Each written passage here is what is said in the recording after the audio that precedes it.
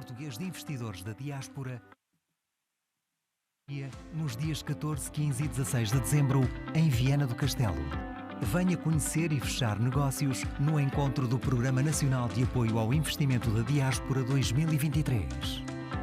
Momento em que se afirma o potencial empreendedor das comunidades portuguesas, na promoção do investimento, fomento das exportações e apoio à internacionalização dos negócios locais. Na edição deste ano, destacamos as oportunidades de investimento na economia azul, energias renováveis e sustentabilidade. Venha conhecer as políticas, programas, prioridades e oportunidades de investimento no nosso país, com uma atenção muito especial para os territórios de baixa densidade. Inscreva-se em www.encontrosdiaspora.pt. Encontros PNAID 2023. O maior evento português de investidores da diáspora tem encontro marcado com a lusofonia nos dias 14, 15 e 16 de dezembro, em Viana do Castelo. Venha conhecer e fechar negócios no encontro do Programa Nacional de Apoio ao Investimento da Diáspora 2023. Momento em que se afirma o potencial empreendedor das comunidades portuguesas, na promoção do investimento, fomento das exportações e apoio à internacionalização dos negócios locais. Na edição deste ano, destacamos as oportunidades de investimento na economia azul, energias renováveis e sustentabilidade. Venha conhecer as políticas, programas, prioridades e oportunidades de investimento no nosso país, com uma atenção muito especial para os territórios de baixa densidade. Inscreva-se em www.encontrosdiaspora.pt.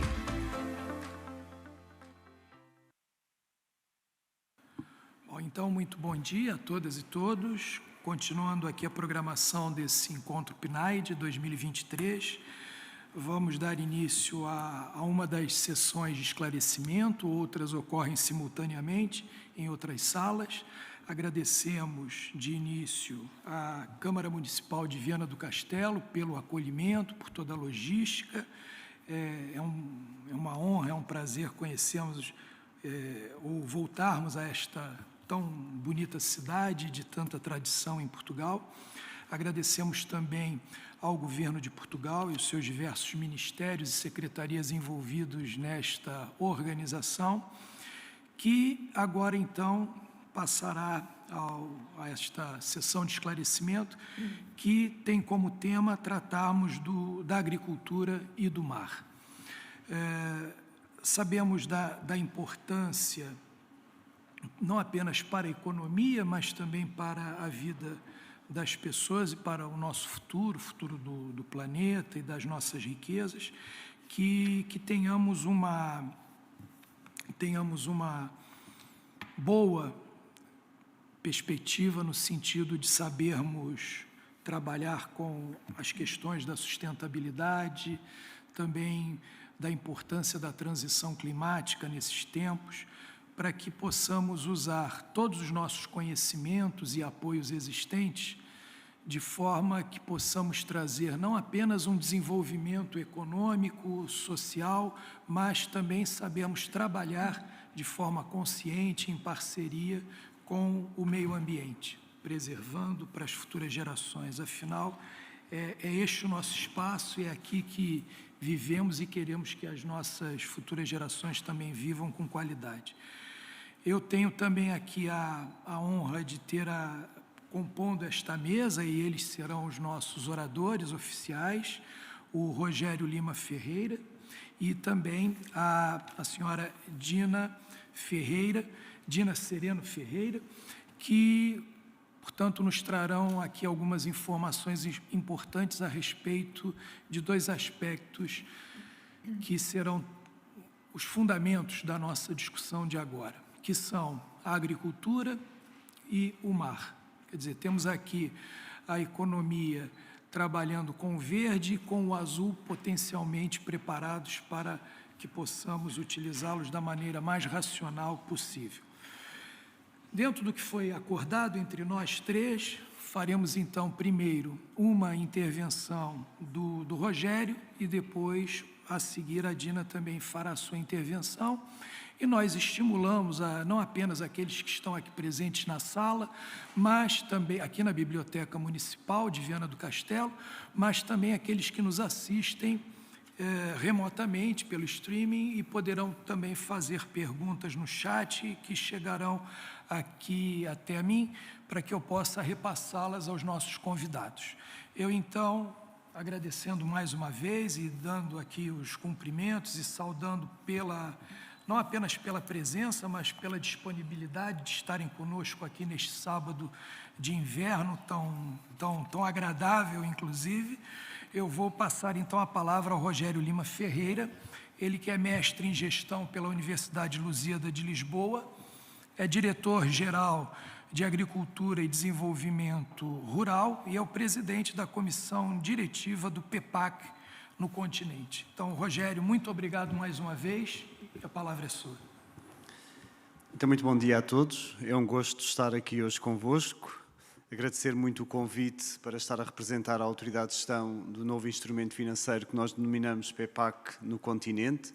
PEPAC no continente é o novo plano estratégico da PAC, da Política Agrícola Comum, para os próximos 5 anos. E é neste sentido, com este mote de como podemos utilizar o próximo instrumento financeiro, que estou a partilhar hoje convosco esta pequena apresentação. Dar nota que nós temos uma equipa que está disponível para trabalhar convosco. Nós temos um secretariado técnico completamente dedicado ao apoio de todos os nossos operadores e investidores económicos. Sugiro de uma forma muito simples e direta que contactem a partir do nosso site do anterior instrumento financeiro, a que nós denominamos PDR 2020. O PDR 2020, o Programa de Desenvolvimento Rural, era o anterior programa e ainda atual programa que está a financiar projetos na dimensão agrícola, florestal e agroalimentar.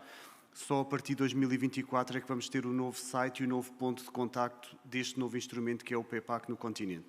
Portanto, como está em vigor neste momento ainda, todas as situações estão concentradas neste link www.pdr-2020.pt, é a porta de entrada mais fácil para que todos efetivamente possam tirar as dúvidas e entrar de forma direta em contacto connosco. Gostava-vos de dizer que, na prática, o nosso programa e o nosso instrumento financeiro que vai vigorar durante os próximos 5 anos tem 2 dimensões. Tem a dimensão do desenvolvimento rural pura e dura, ou seja, como é que nós conseguimos trazer o desenvolvimento rural para as nossas regiões e também como é que nós fazemos uma abordagem territorial integrada, olhando em específico para cada região. Na prática, o relevante de passar com mensagem são os grandes highlights ou as grandes intervenções das medidas que nós financiamos na lógica do investimento futuro. Dar noção de 2 ou 3 grandes dimensões para entenderem. Uma das grandes dimensões que o PEPAC do continente financia são dimensões ambientais. Uma que tem como foco as boas práticas na preservação do clima e na preservação do ambiente, e são ajudas diretas aos nossos agricultores, produtores que têm uma determinada produção agrícola e, portanto, há aqui um envelope financeiro muito significativo, como vamos ver à frente, para estimular que os agricultores assumam estes compromissos em prol dessas boas práticas. Depois temos aquilo que é o envelope também muito significativo, que é o envelope dirigido ao investimento e ao rejuvenescimento. Ou seja, tudo o que é investimento na produção propriamente dita, seja ela por via da plantação do novo olival, por via do novo amendoal, ou por via da criação do novo lagar, ou por via da criação de uma nova unidade produtiva que transforma determinados produtos agrícolas em produtos transformados. E depois as medidas transversalmente do conhecimento e da inovação, que também têm aqui um aporte importante para criar inovação no setor. Dizer-vos que, na prática, o instrumento que nós estamos a falar tem um envelope dirigido para os próximos anos de 2,4 mil milhões de euros. É este o envelope e o fundo que nós vamos trabalhar nos próximos anos. Isto significa que nós estamos a falar de alavancar um investimento total próximo dos 5 mil milhões de euros, portanto, para terem noção daquilo que é a importância deste instrumento enquanto política agrícola comum, sendo que mais de 1.500 milhões de euros estão dirigidos puro e duro àquilo que é medidas de investimento e estímulo ao investimento.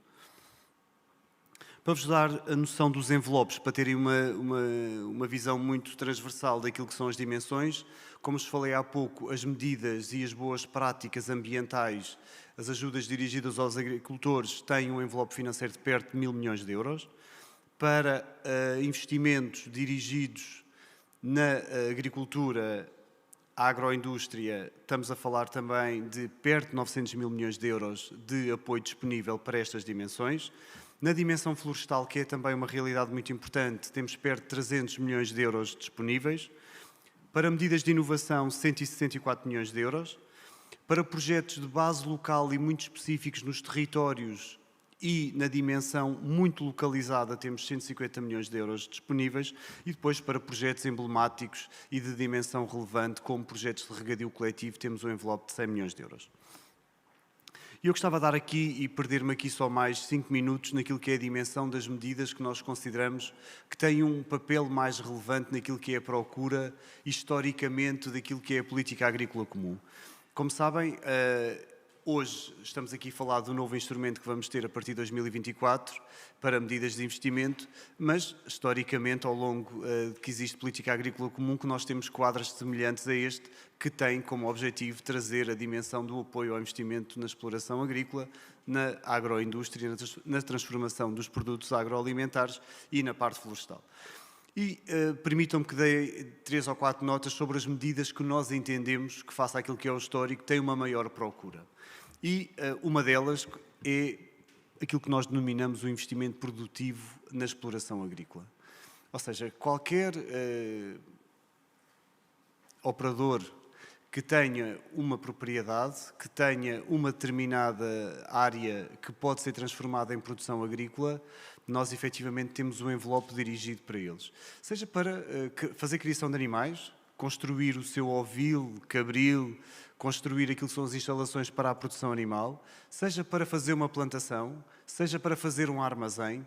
Portanto, há aqui um envelope muito específico dirigido para esta realidade. Seja para reabilitar uma estrutura que já existe em termos agrícolas dentro de uma história que até nós herdamos dos nossos avós ou dos nossos pais e que está apta para fazer produção. E as ajudas dirigidas neste envelope financeiro podem ascender a 65% a fundo perdido. Ou seja, com o limite máximo de 65% perante aquilo que é a dimensão depois do investimento, sendo que o investimento neste momento estará vedado a um limite de 500 mil euros por beneficiário. Depois, outra dimensão que para nós também é muito relevante, que tem a ver com o rejuvenescimento do território nacional. Isto com o grande objetivo de fixar a população nos territórios considerados na generalidade como zona desfavorecida e existe um prémio para a instalação de jovens agricultores. O jovem agricultor tem que ter até 40 anos, é uma regra base dentro do processo para se poder instalar na produção agrícola e tem uma ajuda que poderá ir até 45 mil euros direto como prémio porque se instalou num determinado território com um determinado plano de investimento e depois pode concorrer simultaneamente às ajudas para a produção que também podem ir a 65% de fundo perdido. Não menos importante, dar-vos nota de outra medida que para nós consideramos que é muito relevante, que é a medida da transformação. Nós, por exemplo, somos produtores de uvas e de repente queremos também fazer o nosso próprio vinho. É muito típico nós, em Portugal, neste momento, querermos assegurar toda a linha e toda a cadeia de produção. Há uma medida muito dirigida que hoje, no novo programa, nós chamamos bioeconomia, e a medida da bioeconomia tem como mote a produção sustentável na transformação de produtos agrícolas. E a título de exemplo dou a questão de nós termos uma determinada vinha e queremos transformar as nossas uvas num vinho com a nossa marca própria, com o nosso potencial para depois até poder exportar para as nossas comunidades da nossa diáspora. E, portanto, dou o exemplo do vinho, mas poderia dar o exemplo do azeite, poderia dar o exemplo do queijo, tudo estruturas que podem vir a ser financiadas por este instrumento. Na generalidade, este tipo de investimentos tem um apoio a fundo perdido até um limite de 55% e o teto máximo de investimento são 4 milhões de euros. E era isto que eu tinha para partilhar convosco. Partilhei de forma simples e dirigida àquilo que são os grandes emblemas do nosso fundo, em termos daquilo que é o nosso público-alvo. Depois estou completamente disponível para algumas questões que queiram colocar. Muito obrigado.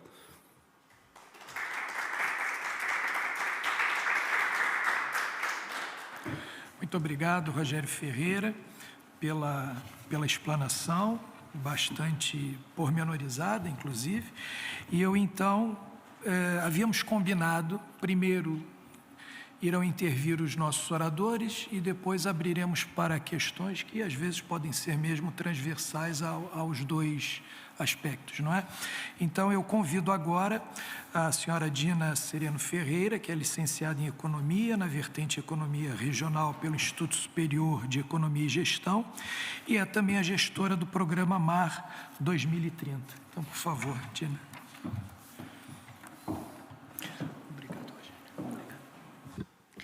Bom, muito bom dia a todos. Começo por congratular esta iniciativa, não só pelo local onde foi escolhido a realização deste evento. Viana do Castelo, do lado do mar, tem aqui um rico exemplo de como se pode conjugar aquilo que é a tradição, com uma comunidade pescatória muito relevante, com aquilo que é também a tradição nesta região, com os estaleiros navais e que agora integram a economia azul. E um outro pilar também da economia azul são as energias renováveis, tendo aqui também um exemplo muito bem sucedido das energias renováveis offshore que foram instaladas ao largo de Viana do Castelo e que são até visíveis de alguns pontos da cidade.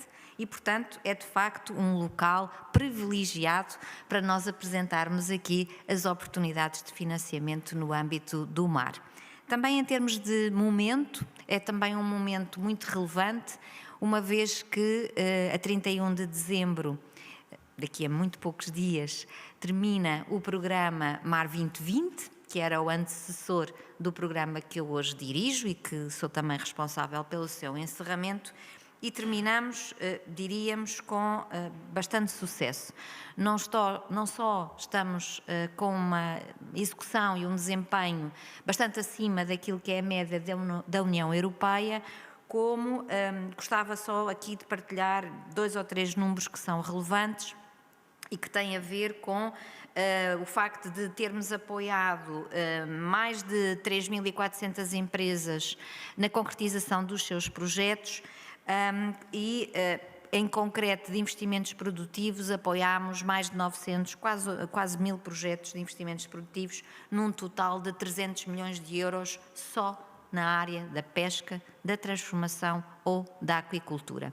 São números relevantes e são números também que, do nosso ponto de vista, dão-nos o estímulo para acreditar que, de facto, é possível apoiar investimentos produtivos e torná-los reais nos nossos territórios. O MAR 2030 já se iniciou e este ano nós já abrimos candidaturas e já vamos falar um bocadinho mais sobre elas, mas eu trazia-vos um pequeno vídeo que, no fundo, faz-nos aqui um sobrevoo daquilo que é o programa e daquilo que são as várias iniciativas, sobre as quais depois falarei com um bocadinho mais de detalhe, mais dirigidas para o nosso público hoje aqui presente. Portugal possui uma costa com mais de 2.500 quilómetros e a terceira maior zona económica exclusiva da União Europeia. O pescado, pela qualidade ímpar que o caracteriza, é por muitos considerado o melhor do mundo. Mais de 8.000 empresas e de 31.000 trabalhadores integram a fileira da pesca, aquicultura, transformação e comercialização de pescado, que gera um volume anual de negócios de mais de 3,5 mil milhões de euros. Para reforçar o potencial económico e estratégico do mar, criámos o programa MAR 2030. Mobilizamos mais de 539 milhões de euros de apoio público para alavancar o investimento no setor e dinamizar a economia azul. Descubra as oportunidades que o programa MAR 2030 oferece para potenciar o desenvolvimento deste setor. Dedicamos 257,9 milhões de euros de apoio público para promover a sustentabilidade da atividade da pesca, contribuir para a proteção e recuperação da biodiversidade dos ecossistemas e para o restauro e a preservação dos recursos marinhos. Vamos apoiar a requalificação da frota, estimular o conhecimento, a inovação e o empreendedorismo, captar talento jovem, potenciar a rentabilidade da atividade e as melhores condições de trabalho e contribuir para a execução da Política Comum de Pesca da União Europeia. Com foco na sustentabilidade dos recursos, na capacitação das infraestruturas portuárias, na descarbonização e na eficiência energética. Para valorizar a produção e promover a segurança alimentar, 200,7 milhões de euros estão vocacionados no Mar 2030 para capacitar as empresas de aquicultura e as da transformação dos produtos da pesca e da aquicultura, reforçar a sua competitividade e dinamizar a sua internacionalização através da conquista de novos mercados e do aumento das exportações. Apoiamos investimentos inovadores que incrementem a qualidade da produção aquícola e o valor acrescentado dos produtos da pesca, reforcem o desempenho económico e ambiental do setor, promovam a digitalização, a economia circular e a transição energética. Cientes da diversidade que caracteriza cada uma das inúmeras comunidades costeiras, no Mar 2030, mais de 48 milhões de euros de apoio público dirigem-se a executar as estratégias de desenvolvimento local de base comunitária, concebidas pelos respectivos grupos de ação local para os seus territórios, reconhecendo o seu papel como vetor de desenvolvimento dos diferentes setores da economia azul, dos mais consolidados aos mais emergentes. Ainda com o objetivo de reforçar a governação internacional dos oceanos e de promover um oceano seguro, protegido, limpo e gerido de forma sustentável, o Mar 2030 consagra mais de 7 milhões de euros para dinamizar o conhecimento marinho, a vigilância marítima e a cooperação entre entidades de guarda costeira. O Mar 2030 é um programa único que abrange o continente e as regiões autónomas. É cofinanciado pela União Europeia através do Fundo Europeu dos Assuntos Marítimos, das Pescas e da Aquicultura e integra o Portugal 2030. Mar 2030. Juntos por Portugal e pela Europa. Muito bem. Tendo feito aqui um sobrevoo sobre aquilo que é o programa, gostava só de vos deixar algumas notas mais dirigidas para aquilo que pode ser o interesse da diáspora em investir nos nossos territórios e nas nossas atividades, e por isso queria aqui destacar os investimentos a bordo. No âmbito da Política Comum das Pescas, os investimentos a bordo têm apoios que se concentram naquilo que é a modernização das embarcações ou aquilo que tem a ver com as condições da segurança e de trabalho e de higiene a bordo. No entanto, não é possível apoiar a construção de novas embarcações, exatamente porque no âmbito da Política Comum das Pescas existe um conjunto de restrições ao aumento do esforço de pesca e por isso tudo aquilo que seja aquisição no âmbito da construção de novas embarcações só é possível concluir, realizar com investimento privado. E por isso, talvez aqui a diáspora pudesse ter aqui um papel importante naquilo que é o apoio à construção de novas embarcações, sendo que poderá acompanhar essa construção de novas embarcações com os apoios do programa depois na sua equipagem, naquilo que tem a ver com a instalação a bordo de equipamentos que sejam úteis para as condições de segurança e de trabalho. Também, tal como a agricultura, que o meu colega referiu, há o apoio ao arranque da atividade de jovens pescadores, na mesma linha dos 40 anos, com o mesmo limite, e esse apoio ao arranque de jovens pescadores tem por objetivo rejuvenescer o setor. E, nesse sentido, os apoios que são dados são para aquisição da embarcação, mas, mais uma vez, uma aquisição de uma embarcação que já exista no âmbito da frota e não uma construção de raiz, sendo que essa aquisição pode ser total ou parcial, no mínimo até 30% da sociedade que já gere a embarcação. Os apoios rondam os 40% e podem ser acompanhados de todos os outros apoios relativos ao equipamento e que entram já nos investimentos a bordo e que têm taxas mais elevadas, sobre as quais já irei falar. Também existem apoios no âmbito da frota para a substituição de motores, tornando a frota cada vez menos poluente, no sentido da descarbonização, e, portanto, a substituição dos motores é também ela apoiada. Foco também que vos queria deixar é no investimento produtivo, quer na aquicultura, que é um setor emergente, como sabem. O planeta tem um crescimento em termos de população que não é compaginável com os recursos selvagens do mar e, por isso, a aquicultura tem aqui um papel primordial naquilo que é o complemento em termos de segurança alimentar na produção do pescado. Por isso é um setor emergente dentro da economia do mar e o investimento produtivo das empresas aquícolas é apoiado no programa com taxas de apoio de 60%, com um limite de investimento de 20 milhões de euros, e que podem essas taxas de apoio até ser acrescidas a 75% se estivermos a falar de startups ou de spin-offs, ou seja, empresas muito na área que conciliam o investimento produtivo, mas que muito na área da investigação e da inovação. Da mesma forma, o investimento produtivo das PMEs, aqui só PMEs, enquanto que nas empresas aquícolas temos um leque alargado, podemos apoiar também grandes empresas com taxas de 50% e não de 60%, mas no caso da transformação só podemos apoiar PMEs na mesma linha, com taxas de apoio de 50% e com investimentos até aos 20 milhões de euros. Queria dar-vos nota que quer os investimentos produtivos na área da transformação, quer da aquicultura, mas sobretudo na área da transformação, têm uma importância muito relevante naquilo que são as exportações portuguesas de pescado, que rondam 1,3 mil milhões de euros por ano e que é um dos produtos principais no âmbito das exportações do setor agroalimentar.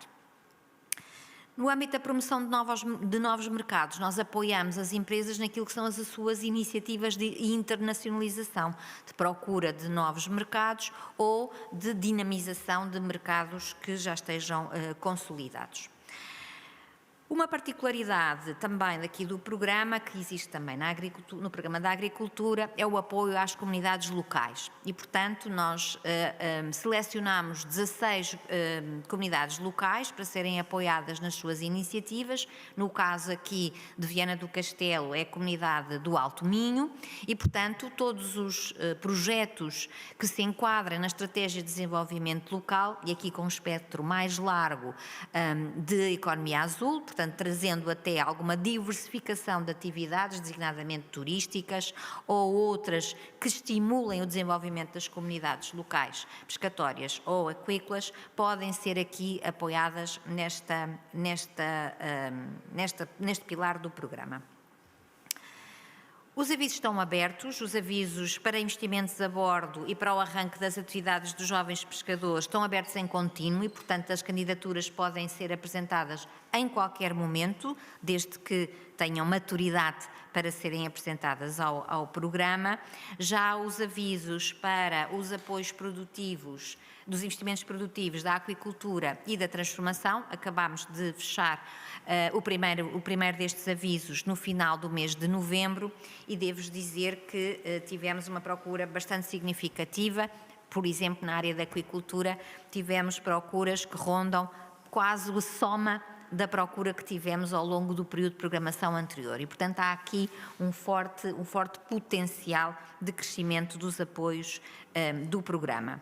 Os investimentos produtivos das empresas que nós podemos apoiar são muito diversificados, quer em termos daquilo que tem a ver com a produção propriamente dita dos equipamentos, como com aquilo que tem a ver com a descarbonização, por exemplo, meios de transporte mais amigos do ambiente, ou aquilo que tem a ver com a certificação dos produtos, que é algo que também bastante relevante para termos empresas que consigam colocar nos mercados externos os seus produtos, desde que eles tenham de facto, esse selo de certificação e que deem confiança ao consumidor para o seu consumo, ou investimentos que reduzam o impacto da atividade no ambiente. São todos tipologias que podem ser apoiadas.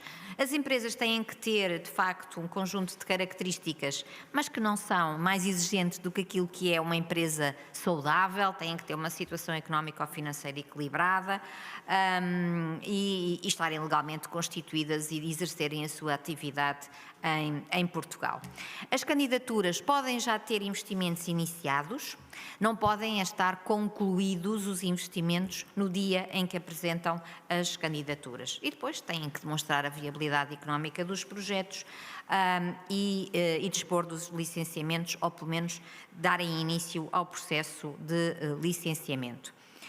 O nosso horizonte temporal, e por isso estimulamos a que as candidaturas sejam apresentadas já num momento em que tenham um projeto maduro, é que elas arranquem em 90 dias, os investimentos se iniciem em 90 dias após a aprovação da operação e tenham um horizonte temporal de 2 anos. Dar-vos nota também que as candidaturas devem estar muito orientadas para resultados e, portanto, é importante que nos tragam aquilo que pretendem alcançar com os vossos projetos, ou aumento de capacidade produtiva, ou aumento de exportações, ou melhoria das condições, e esses metas que se propõem vão ser objeto de contratualização em cada projeto. Dar-vos também por último, nota de que os apoios na área das embarcações que tenham a ver com a melhoria da seletividade das artes ou que se prendam com a pequena pesca costeira podem chegar aos 100% e, portanto, são taxas únicas. É a primeira vez que nós temos taxas de apoio tão elevadas.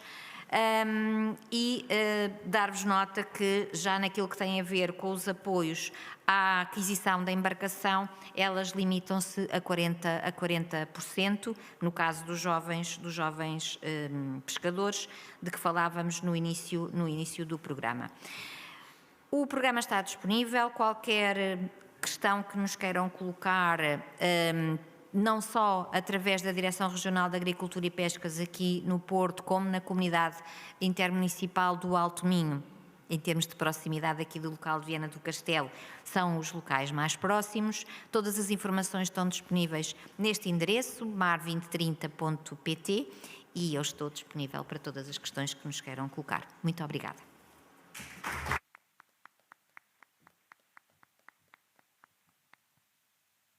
Bem, passamos então à segunda parte da nossa sessão, para os questionamentos, as dúvidas que possam ser apresentadas. Antes, entretanto, eu acho que seria importante relembrar aqui, ano passado, nos encontros PNAD que foram realizados em Fátima, o tema principal era sempre a perspectiva do PRR, do que estaria por vir, não é? Nós agora temos diversos fundos europeus disponíveis para serem utilizados e acho que foi a Dina, inclusive, quem mencionou a importância, não é, também de Viana nesse aspecto de voltado também para o mar. É lembrarmos que também nos oceanos que a diáspora e Portugal físico se encontram, não é? Porque todos os nossos países que têm idioma oficial português e todos os países em que há a presença histórica de Portugal estão unidos pelo mar. Então, o mar é também esse elo, essa ligação que se faz da diáspora com Portugal. E claro que quando tratamos, seja pelo PEPAC, seja pelo Mar 2030, a questão da inovação, da transição energética, da transição climática, da sustentabilidade, do desenvolvimento, da segurança alimentar, unem-se. Mas também há aqui duas questões que me parecem importantes. A primeira é porque esses programas acabam por estimular a fixação dos jovens para que essas pessoas não precisem sair de Portugal e se fixem aqui, permaneçam aqui, aqui desenvolvam-se economicamente, socialmente, profissionalmente. Acho que esse aspecto é extremamente relevante. E também, porque estamos num encontro que tem como mote, não é, o investimento da diáspora, lembrarmos da importância também dos nossos empresários e das pessoas que estão na diáspora e que queiram investir em Portugal e possam também se informar a respeito dessas candidaturas que buscam, evidentemente, fundos públicos, mas que talvez possam também ter esses parceiros privados que estejam com eles no desenvolvimento desses projetos, não é? Portanto, a questão das candidaturas e dos avisos, tanto de um programa quanto de outro, me parecem extremamente importantes. Bom, dito isto, gostaria de perguntar inicialmente aos que estão aqui presentes na sala se haveria alguma questão que quisessem apresentar aos nossos oradores, ao Rogério e à Dina, e, portanto, por favor, eu peço apenas que se identifique também e faça, então, a questão. Acho que é importante o uso do micro, até para que quem está assistindo possa ouvi-lo também. Então, por favor. Votos renovados, bom dia a todos. A minha atividade profissional é bibliotecária na Escola Superior Agrária de Ponte Lima e muitas vezes questionam futuros empresários agrícolas, futuros gestores agrícolas, alguma dificuldade em termos de avisos, em termos de uniformizar as candidaturas, mas verificamos, primeiramente a falar na parte da terra, da agricultura, que existe agora, portanto, informação que vai circular nos próximos tempos. O que eu perguntava era o seguinte, em termos de jovens, em termos de barreira cronológica, em termos de objetivos, se podia especificar um bocadinho mais quais são nos termos de juventude, porque eu sei que segunda-feira eu tive aqui alguns alunos e alguns já têm alguns pequenos investimentos na área da agricultura. Em termos do PEPAC, se está ali alguma gaveta que contempla a parte com algum limite em termos de juventude. Na parte do mar, fala-se muito aqui em dois problemas antigos, com alguma melhoria nos últimos tempos, com promessas de melhoria nos próximos tempos. Não sei se estagnou, não sei se vai avançar, que é a melhoria dos portinhos de pesca de Esposende e Vila Praia de Âncora. Uma vez que se falou na região, se tem alguma informação, algum investimento nos próximos tempos relativamente a esses dois portinhos, que são realmente pequena economia, na maior parte familiar, pescatória. Muito obrigada pela questão. É uma questão muito pertinente e é uma das medidas que este plano estratégico continua com muito enfoque, e esse enfoque resume-se a uma palavra: rejuvenescimento e fixação das populações nos seus territórios.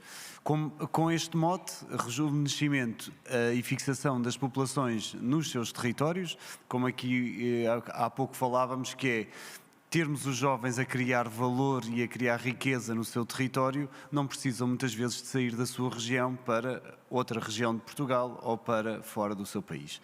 E com este mote há uma medida muito dirigida que se chama Investimento de Jovens Agricultores. É uma medida que tem mesmo este nome e depois é composta por duas realidades. Uma realidade que é um prémio que é dirigido a esse jovem agricultor que tem menos de 40 anos, apresenta um plano de investimento e esse plano de investimento, a que nós chamamos um plano empresarial a 5 anos, tem um prémio que pode ir até 45 mil euros, como há pouco partilhei. E depois, para além do prémio, que é prémio, como o próprio nome indica, não é?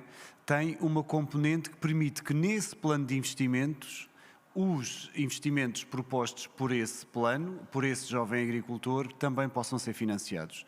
A título de exemplo, se o jovem agricultor quiser entrar na produção vegetal e quiser fazer uma plantação, ou fazer uma estufa, ou fazer produção de animais, toda essa componente de investimentos, desde a plantação do pomar, desde a compra da estufa, desde da compra de todos os equipamentos necessários, o trator, etc., são apoiados até 80%. O calendário de avisos para esta medida em concreto está previsto, junho de 2024, abrir o primeiro aviso de jovens agricultores PEPAC Continente. Portanto, este é o nosso deadline. Para terem noção, o PDR 2020, que é o anterior programa que ainda está em vigor até 2025, portanto em processo de encerramento, ainda este ano apoiou centenas de projetos de jovens agricultores e, portanto, é uma continuidade daquilo que é um programa que já existe. Na generalidade, o que existe de novo é que há um aumento do prémio, ou seja, há aqui de facto uma visão em que o prémio mais alto também tem que ter aqui alguma atratividade para os jovens que se querem fixar e assumir esta responsabilidade, porque há aqui uma responsabilidade muito grande que estão a assumir, não é? Ou seja, apresentar um plano empresarial e cumpri-lo e manter essa atividade num período de 5 anos é relevante. E, simultaneamente, depois executar todos os seus investimentos e adicionar valor, trazer rentabilidade, e isso, de facto, é desafiante para qualquer novo investidor. Acreditamos que a atual medida, com um apoio até 80% dos investimentos elegíveis, é uma medida que tem aqui um poder de atratividade muito grande e vai atrair muitos jovens agricultores para o fundo. Muito obrigado. Muito obrigada pela pergunta. Sei que não me foi dirigida a pergunta relativamente aos jovens, mas permita-me que aproveite a oportunidade de pegar nas palavras do meu colega e referir que existe aqui um paralelo muito semelhante entre os apoios de um programa e do outro. Também nós apoiamos a instalação de novos pescadores, ainda que com taxas de apoio de 40% para a aquisição da embarcação e depois com taxas de apoio bastante mais favoráveis para todas as outras componentes de equipagem do barco para a pesca, que podem ir até aos 100% se estivermos a falar de uma embarcação da pequena pesca costeira.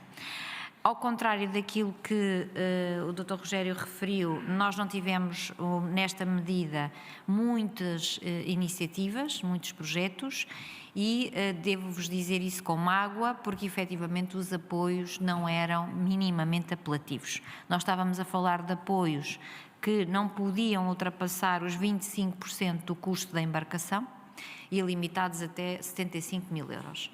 Nós agora temos apoios de 40% e sem nenhuma limitação dos 75 mil euros. E, portanto, contamos que dos 12 projetos que apoiámos, que é muito pouco, possamos vir agora a ter uma outra oportunidade nesta área e ter alguma comparação e algum paralelo aqui com os nossos colegas da agricultura.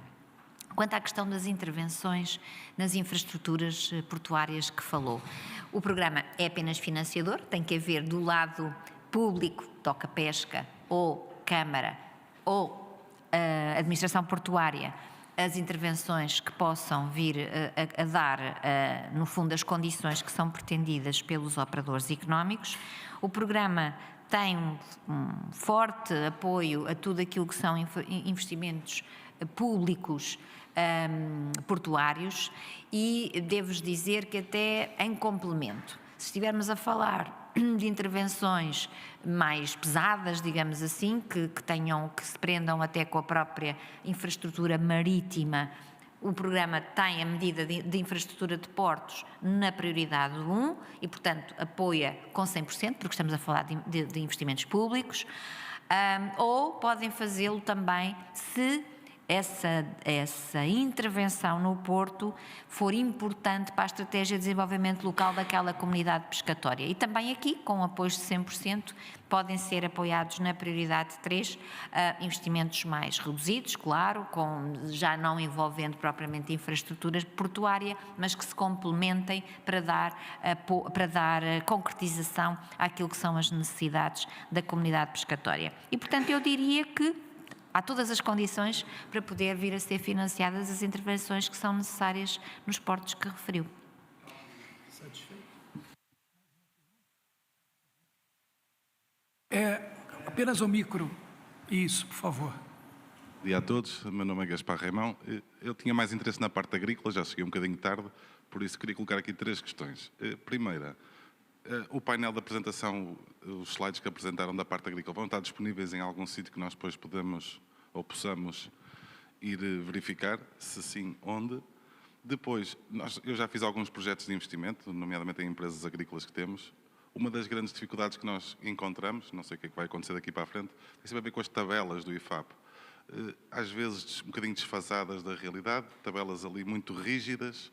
E depois os investimentos, nós propomos uma coisa, isto tem que ser ao tabelado, tem que ser ao tabelado. Mas depois esquecem-se que temos estes problemas todos da inflação, mas a tabela já está feita. Depois esquecemos que os projetos levam às vezes 1 ano ou 2 a responder e aquilo é rígido, temos que responder perante os orçamentos de há 2 anos atrás. Eu tive casos de orçamentos que tive aqui buscar há 2 anos, mas o orçamento real do ano em que eu queria executar, se calhar era para aí 70% acima do valor. E eu não tive culpa disto, mas não havia flexibilidade. Existe flexibilidade, ou está prevista alguma flexibilidade, e as tabelas foram alteradas, no mínimo, face à inflação, ou não. Outra dificuldade que também encontrei agora recentemente foi a questão de nós fazermos um investimento e depois dizerem assim, por causa da inflação, nós até podemos dar 20%, vocês podem subir 20%, se não me engano, ao valor das faturas. Mas para isso, têm que retirar 20% do investimento que fizeram. Isto é absolutamente, quer dizer, não faz sentido nenhum. Nós programamos um projeto, fizemos um projeto a ponderar aquele investimento com aquilo que faz falta e depois acenam-nos com 20% que nós podemos aumentar. Mas o senhor tem que cortar. Ora bem, isto não faz sentido absolutamente nenhum no mundo empresarial. Quer dizer, não posso dizer aos senhores, agora têm que comprar a vossa alimentação. Mas então, olha, compro 20% menos e nós subsidiamos um bocadinho mais. Há alguma alteração disto e que tenha efeitos retroativos ou não? Obrigado. Obrigado pela questão. São perguntas típicas de quem investe e de quem efetivamente está a lidar com a realidade e, portanto, parabéns pelas perguntas porque são de facto muito pertinentes. A primeira questão em relação à apresentação da minha parte, ela pode ficar disponível. Não sei se a equipa da organização dos encontros irá disponibilizar em algum sítio. Não tenho nada, até porque tem lá o calendário de avisos e poderia ser interessante ficarem com a noção do calendário de avisos. Depois, em relação à segunda pergunta e às famosas tabelas. As tabelas não são do IFAP, as tabelas são da Autoridade de Gestão do PDR 2020, que é a anterior entidade que estava a gerir o programa que ainda vive, não é? E que está em processo de iniciar a sua fase de encerramento, estando concluída obrigatoriamente até 2025. De facto, as tabelas, e face àquilo que foi diagnosticado, e atendendo aos fenómenos extremos que nós temos vivido com as guerras, com a questão da instabilidade dos mercados, os preços dispararam e aquilo que eu posso partilhar convosco é que a abertura dos novos avisos já no âmbito do PEPAC, não é? Porque nós já estamos a falar do novo programa comunitário que vai ser operacionalizado a partir de 2024 no segundo semestre, vai ter umas novas tabelas. Neste momento, aquilo que a nossa equipa fez foi, com base naquilo que é o histórico e com base naquilo que é a atualidade, contratou uma empresa especializada e está a trabalhar a atualização aos preços reais de hoje. Vou-vos dar um exemplo, seja para fazer a plantação de 1 hectare de olival ou para fazer a plantação de 1 hectare de abacate, etc, etc, etc. Da mesma maneira que para fazer a construção de uma estufa com determinadas características. Nós entendemos que o caminho neste programa terá que passar por um processo muito grande de simplificação. Muito grande de simplificação. E vamos ter que viver com as tabelas, mas com as tabelas em real, não com as tabelas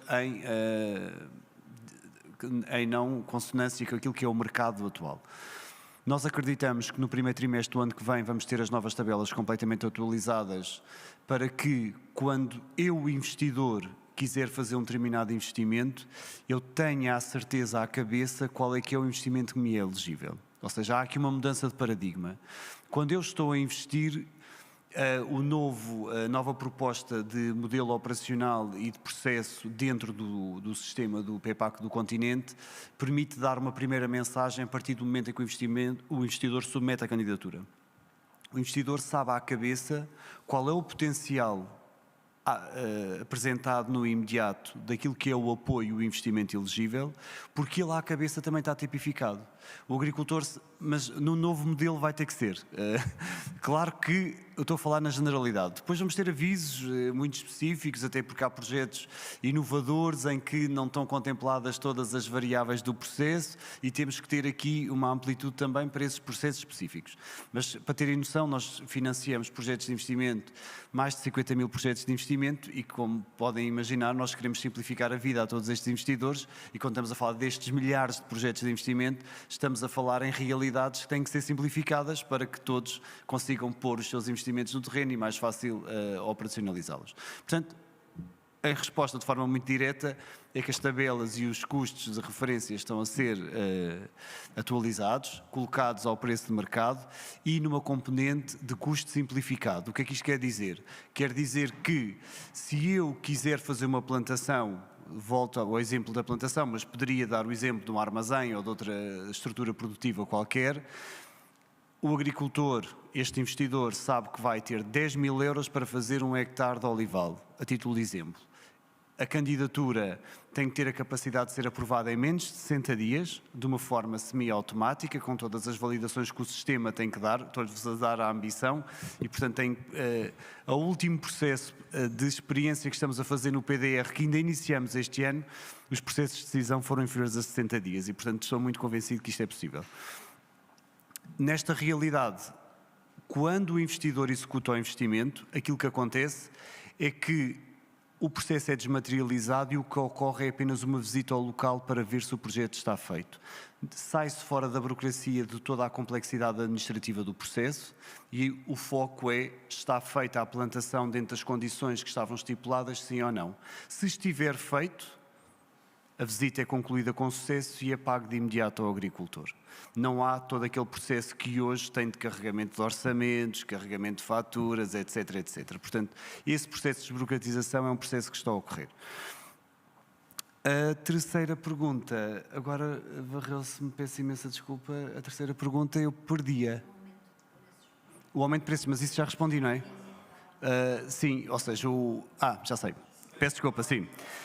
A retroatividade, as regras do anterior programa, não é? Ou seja, porque agora já estamos no novo, as regras do anterior programa tinham uma regra-chave que vinha do regulamento e que vinha das boas práticas, das guidelines que o regulamento comunitário exigia, era que um projeto era aprovado pelo máximo de apoio e esse máximo de apoio não poderia ser alterado. Ele poderia ser reajustado, não é? Mas não poderia ser alterado.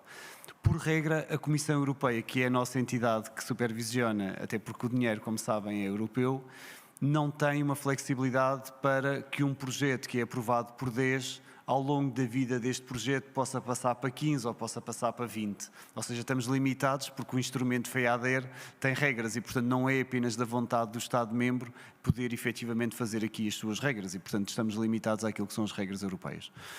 Acho que respondi a tudo.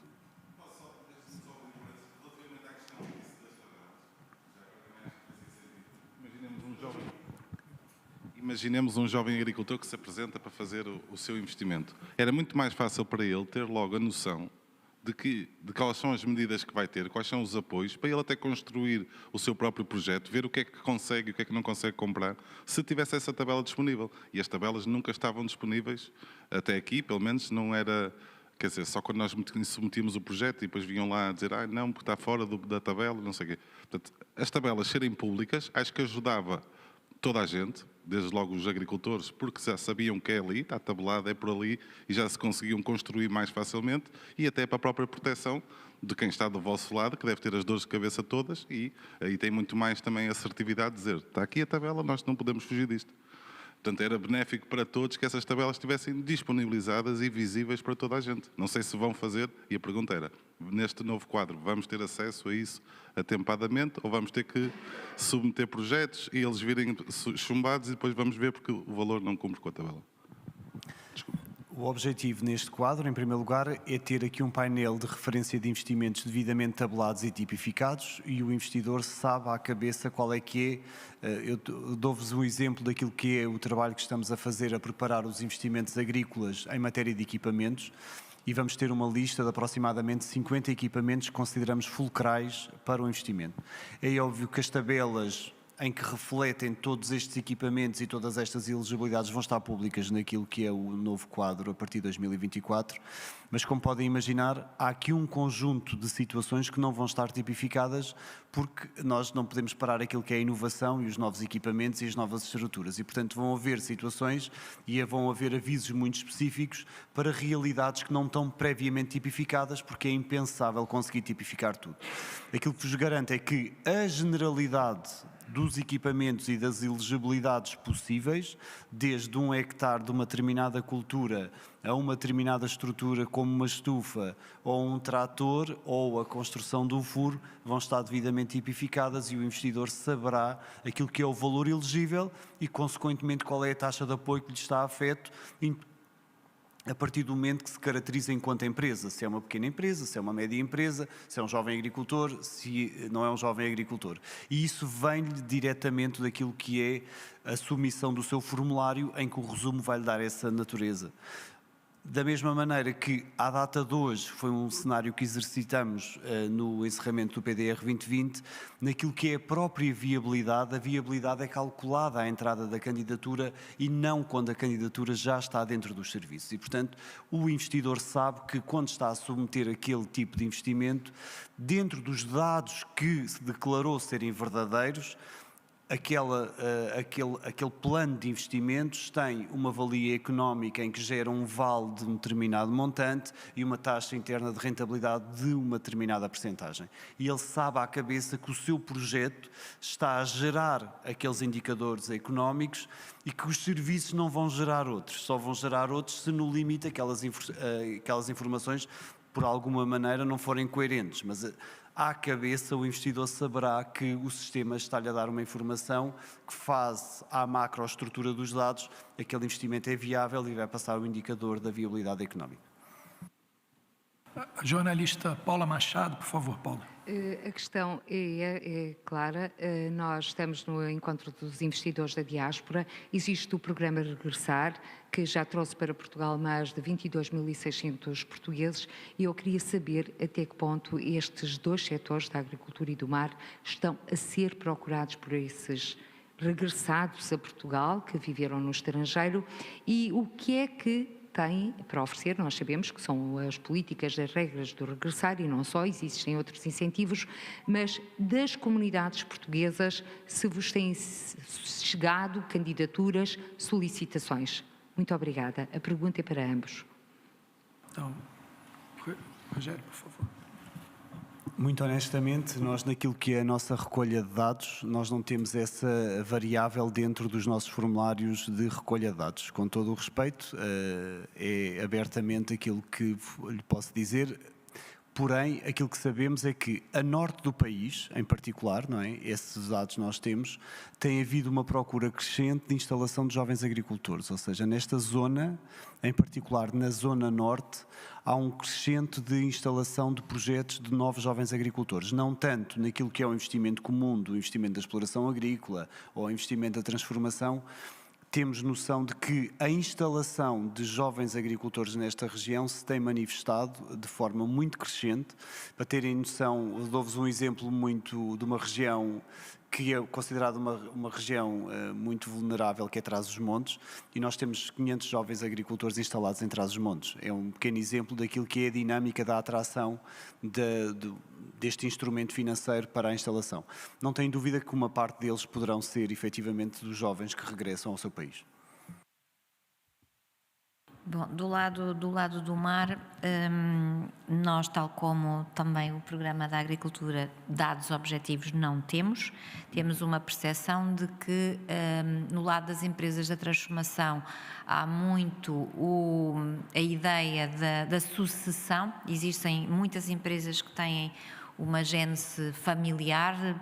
Estou a pensar, por exemplo, numa Ramírez, que já tem 3 ou 4 gerações de sucedâneos e, portanto, intervimos mais na ausência de saída das pessoas, tendo aqui respostas no país, assim como na aquicultura, aquilo que estamos a assistir é inúmeras iniciativas de jovens biólogos formados em Portugal ou em Espanha. Também tem havido aqui bastante parceria com a comunidade espanhola, e portanto são projetos de jovens, sim, e portanto mais uma vez aqui evitando a sua saída para fora de Portugal.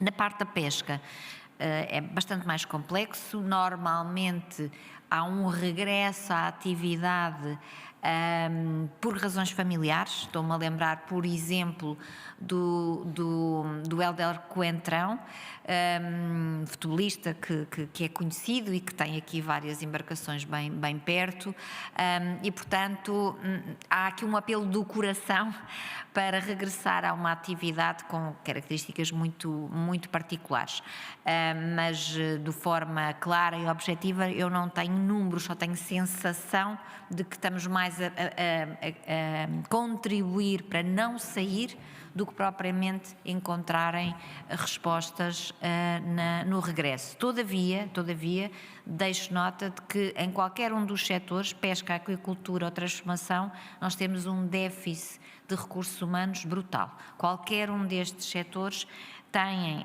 e pode falar com qualquer empresário do setor, têm procura constante de recursos humanos e não encontram resposta no mercado e, portanto, estarão sempre muito receptivos a apoiar e a empregar pessoas que cheguem e que regressem a Portugal. Bom dia, o meu nome é Joel Presa, sou empresário agrícola e gostaria, pensando no PEPAC que aí vem, se me pudessem clarificar aqui 3 aspectos que têm a ver com... Falou que o PEPAC, o primeiro aviso para investimento na exploração agrícola, não de jovens agricultores, explorações agrícolas já estão em marcha. Nos próximos avisos, que provavelmente serão no segundo semestre de 2024, a primeira questão é: será aceito investimento que esteja neste momento a ser executado ou que será executado no primeiro semestre de 2024 nos avisos que irão acontecer ao longo do PEPAC para esta linha de investimento, ou se é apenas após a submissão da candidatura, ou inclusive se é só após a aprovação da candidatura. É perceber qual é o timing para saber os investimentos que serão elegíveis. A outra parte prende-se com o que é considerado os 5 anos na atividade, e também aqui que pode ser 3 de resposta. É a partir do momento em que é submetida a candidatura, começa a contar os 5 anos, a partir do momento em que é aprovada a candidatura, começa a contar os 5 anos, ou após o fecho do projeto, começa a contar os 5 anos em que terá que manter a atividade, porque isso prende-se muito com a expectativa de investimento, e o grande nosso drama, principalmente aqui numa região de minifúndio, tem a ver com os contratos de arrendamento.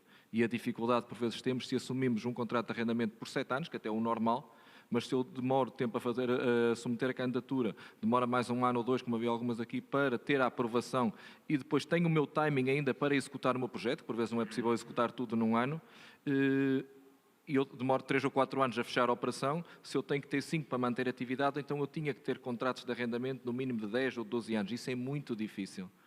E o terceiro aspecto prendia-se com a questão que, a ver se não me está agora a escapar, eu se calhar já me recordo. Se me puder responder, por favor.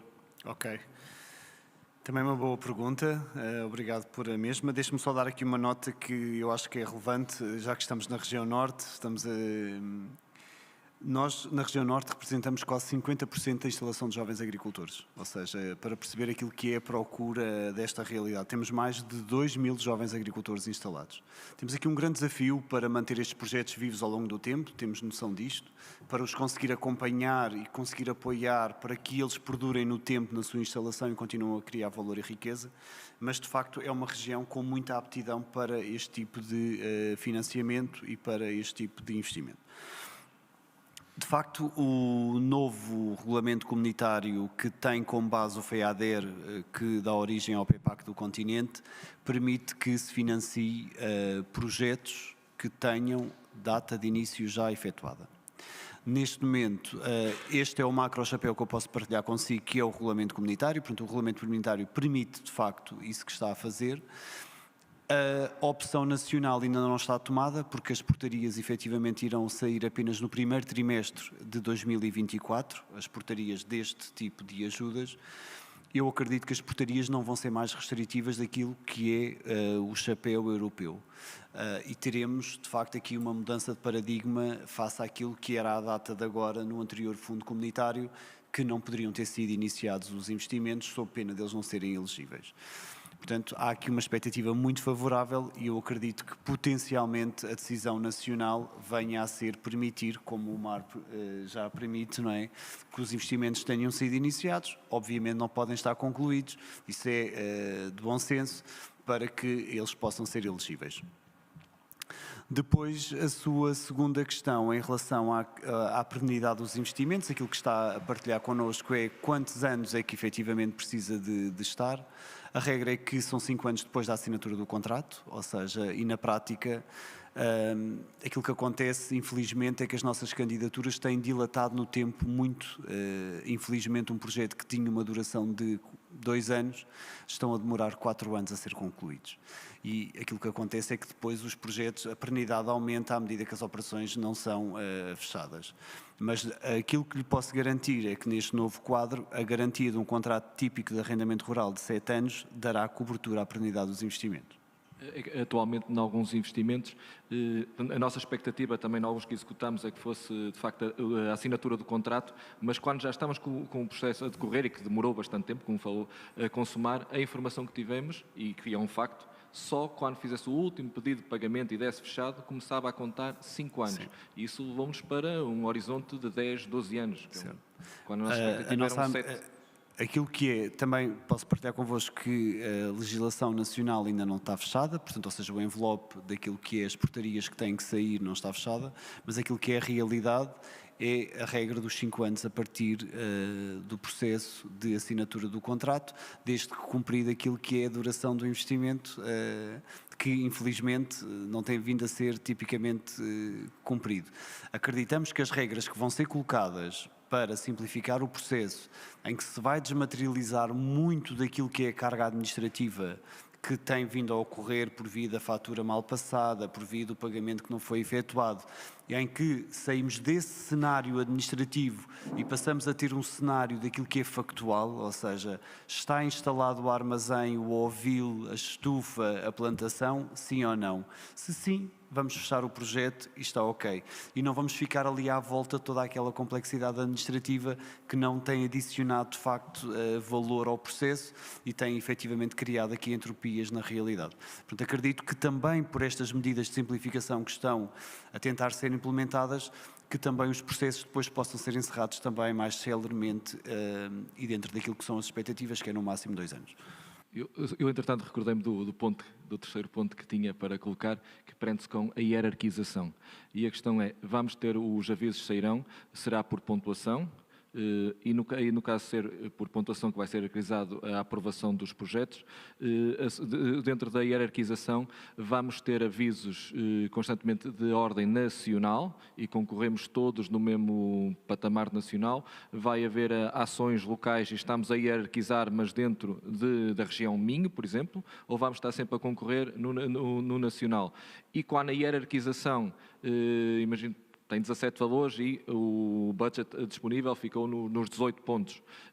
Transita para o próximo aviso ou acabou e temos que gastar dinheiro a construir um novo projeto, a pagar uma nova candidatura para começar de novo noutra candidatura que vai também hierarquizar e poderá ir em frente ou não. Qual será o formato de eleição? Obrigado. Eu vou convidá-lo a fazer a apresentação depois dos avisos, porque perante essas perguntas tão pertinentes, ou seja, vou convidá-lo a dar aquilo que é a solução. Nós contamos estar no terreno a apresentar as regras puras e duras daquilo que é a operacionalização dos avisos a partir de abril do ano que vem. E, portanto, essa é a nossa meta para trabalho. É uma boa pergunta. A legislação nacional ainda não saiu, como mais uma vez disse, ou seja, nós sem o regime de aplicação e a portaria respectiva não lhe consigo dizer, não lhe consigo responder hoje objetivamente à sua questão. É óbvio que os tempos estão a mudar, é óbvio que efetivamente também aquilo que é hoje as opções políticas e com a importância que as CCDRs e hoje com esta reorganização administrativa se pretende, há tendencialmente aquilo que é a visão regional das ajudas. Não nos podemos esquecer que de facto o programa é nacional, ou seja, é a única coisa que eu lhe posso partilhar consigo é o programa é nacional, o programa foi aprovado na própria Comissão Europeia como nacional, sendo que o nosso continente já é regional, não é? Porque depois a Madeira também é regional e os Açores também é regional. Temos a ambição de que aquilo que o setor e aquilo que os atores à data tiverem defender, tudo é possível. Ou seja, temos esta permeabilidade.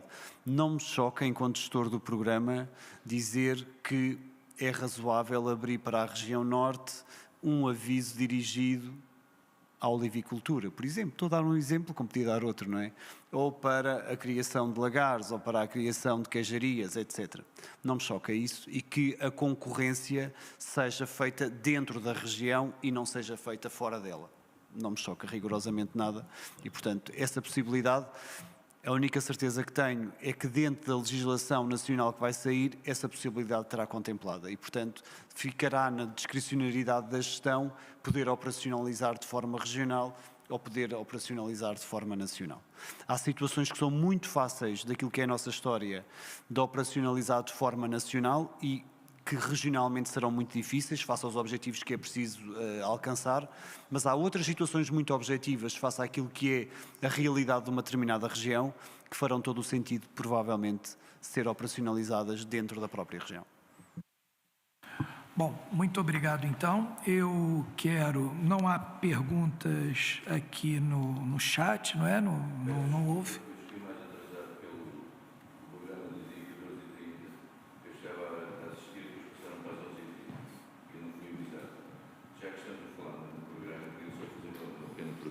Pois não. O meu nome é Florindo de Luz, eu vivo no Chile e no Chile dedico-me à agricultura.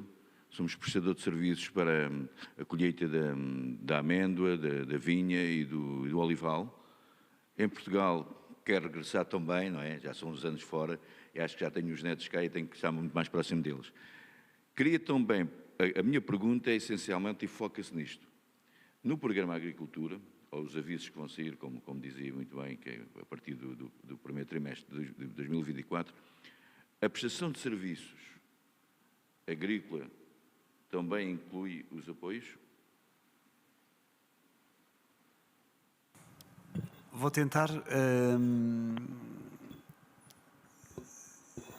Ou seja, vamos dar um exemplo. Eu acho que é mais fácil com exemplos para tentar perceber essa realidade. Ou seja, a primeira regra do fundo estrutural qual nós chamamos FEADER, que é um fundo que está subjacente à política agrícola comum, ele, por regra, não tem, nas medidas de investimento, estamos a falar de medidas de investimento puro e duro, não paga operações culturais. Ou seja, puro e duras, ou seja, não paga a colheita, não paga a monda, não paga um tratamento fitossanitário. Portanto, tudo o que são operações culturais não são financiadas. Fazem parte daquilo que é o maneio da exploração, da conta corrente da exploração e não são financiadas no âmbito do FEADER. Porque são gestão corrente, não são atividades de investimento. Agora, podemos ver isto com outra perspectiva. E a outra perspectiva é uma perspectiva muito simples. Vamos imaginar que vamos plantar um amendoal. Um exemplo. Se vamos plantar um amendoal, todos os serviços de plantação, de preparação do solo, de uma sorriba, de uma lavoura, etc., etc., até à plantação, à colocação da planta no solo, todas essas operações estão associadas à conta de investimento.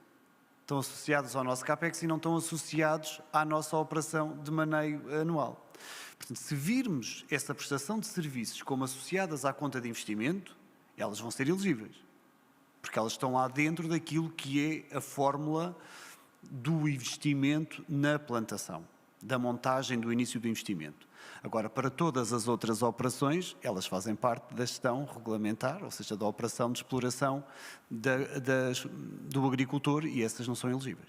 Ou seja, sempre incluído na plantação, na criação do amendoal, do olival ou de uma vinha, é que vai incluir depois todo o budget que corresponde à prestação de serviço E aí já inclui os apoios também a essa área. A esses prestadores, não é? Porque o investidor pode, por opção própria, disponibilizar meios para fazer o investimento e não recorrer a uma subcontratação de serviços, ou pode recorrer a essa subcontratação de serviços e, portanto, também é elegível. O que conta, no final de contas, é: está o amendoal instalado? Está instalado com X hectares, com X densidade. Então, tudo bem. E, portanto, é isso que vamos confirmar e é isso que vamos validar, e para depois pagar o investimento que lhe é elegível e o respectivo apoio. Não, é que a direção vai cada vez mais para a prestação de serviços, no outro lado do Atlântico, no Pacífico.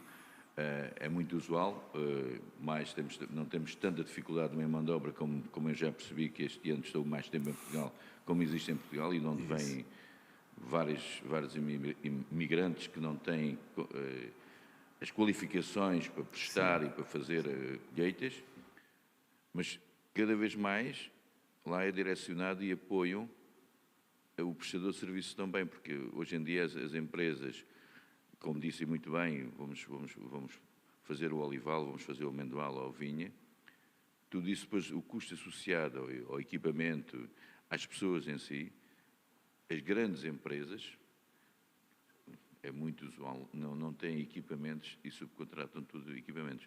E eu queria ver se em Portugal também isto funcionaria também como funciona no outro lado, até que ponto é que teríamos aqui uma janela em que podíamos propor a fazer algo nesse sentido. Obrigado por ter clarificado a pergunta. Acho um desafio interessante fazer isto ao vivo ao vivo e a cores, não é? Ou seja, em contexto real, mas estamos em desafio de pensamento. Levem-me com este exercício. De facto, a sul do Tejo, ou seja, em Portugal, na região sul, nós hoje, face àquilo que é uma agricultura mais profissionalizada, mais intensiva, com áreas de investimento e com níveis de investimento muito mais significativos, hoje o investidor que faz uma plantação, quer de um olival, quer de um amendoal, qualquer investimento que seja naquilo que é o investimento produtivo, ele não faz aquisição de equipamentos. Ou seja, nós em Portugal talvez sejamos o país com mais tratores por agricultor. Ou seja, nós temos esta história cultural de que todos temos que ter o nosso trator, todos temos que ter a nossa ceifeira. Isto é cultural, ou seja, eu não estou a fazer um juízo de valor, permitam-me esta partilha convosco. Estou, para terem noção, o último aviso de tratores que fizemos a operacionalização em maio deste ano teve mais de 3.000 candidaturas, com mais de 50 milhões de euros de investimento. Portanto, estamos a falar de que a visão ainda é muito dentro do próprio aparelho produtivo, dentro da própria exploração, seja ela pequenina, seja ela grande, há uma tendência natural para nós termos os nossos equipamentos. É claro que, à volta disto, depois há sempre uma grande questão que é: mas quantas horas nós vamos utilizar estes equipamentos? Qual é que é o mínimo de horas que vamos utilizar estes equipamentos? E, portanto, há aqui uma grande discussão, é uma discussão muito pertinente, que é a alocação das verbas públicas em prol de um determinado equipamento, que é justo que se coloque em causa se aquele equipamento não deveria ter uma utilização mais, não é rigorosa, não, mais intensiva, entre aspas, mais intensiva. E aquilo que está a surgir, ou seja, e isso gostava de partilhar consigo, não é dentro de uma medida muito específica que esteja dentro do nosso catálogo de medidas, não é? Porque o PEPAC já foi aprovado, já há o catálogo de medidas, mas dentro de uma ou outra, aquilo que está a ser equacionado, porque foi um diagnóstico que foi feito muito recentemente, era termos a capacidade de apoiar as empresas prestadoras de serviços coletivos. O que é que isto quer dizer? Quer dizer que o fundo tem que ter uma visão diferente, não para apoiar o investidor que trabalha a terra, mas para apoiar o investidor que ajuda a trabalhar a terra. Isto, entre aspas, permite uma... Porque a verdade é que a realidade mais a sul também obriga à contratação destas empresas prestadoras de serviços e sem elas nós não temos forma. Esta realidade, eu dou-vos um exemplo, ela já existe por um outro instrumento financeiro que se chama Programa Operacional de Frutas e Hortícolas. É um programa operacional que está dirigido só para organizações de produtores, ou seja, uma organização de produtores de milho, uma organização de produtores da pera rocha, uma organização de produtores da maçã, em que estas organizações de produtores, ou seja, que no fundo agregam a produção do núcleo muito específico de agricultores e que depois colocam esta produção no mercado e asseguram todo aquilo que é o controle da atividade produtiva, estas próprias estruturas têm uma ajuda que é FEAGA, portanto, ou seja, é outro fundo europeu, que se chama Programa Operacional, e uma parte destas entidades já optaram por isto, ou seja, vamos imaginar o tomate de indústria na região do Ribatejo. As próprias organizações de produtores, de um setor que está muito organizado, já têm as suas próprias colhedoras coletivas. E a organização de produtores é que é a dona destas máquinas de colheita, não é o agricultor puro e duro. E isto é o que o senhor está aqui a partilhar connosco, ou seja, que é, de uma forma autónoma, ter uma unidade que presta serviços, quer de plantação, quer de colheita, quer de pulveriza, quer de poda, etc., etc., com todos os equipamentos subjacentes. Isto é um desafio que nós temos. Nós queríamos, inclusive, ao nível de uma intervenção local, poder promover o pagamento de equipamentos a empresas que se fixassem só com este mote. Estamos a estudar o assunto, é um assunto que ainda não está encerrado, até porque o processo legislativo nacional ainda não começou de forma muito ativa, porque só a partir de 2024 é que vamos começar a operacionalizar estas medidas, mas eu acredito que provavelmente o PEPAC do continente vai trazer este assunto para cima da mesa e provavelmente essa é uma realidade que poderá vir a ser elegível. Sim, isso como disse bem, isto é cultural.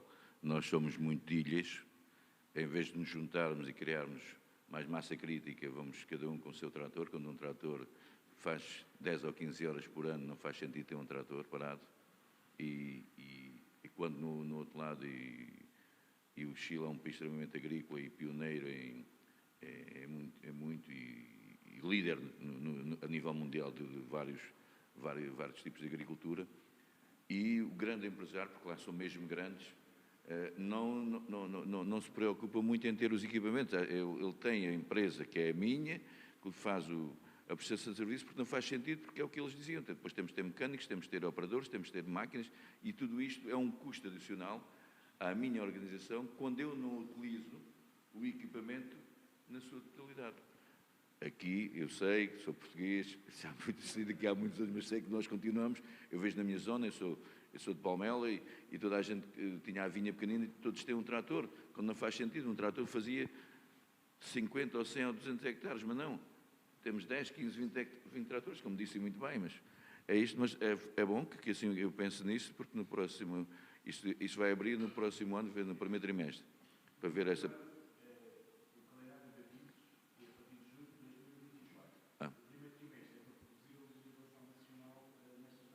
Eu vou chegar em maio, volto em maio para depois também ir buscar isso. Muito obrigado pela informação. Muito obrigado pela pergunta. Obrigado. Nós é que agradecemos, então. Mais uma vez, as apresentações que foram feitas em PowerPoint certamente serão disponibilizadas no próprio site do encontro, mas vamos fazer essa referência à organização também. Quero aqui também agradecer a assistência, sejam os que puderam estar conosco aqui na sala, sejam aqueles que nos assistiram remotamente.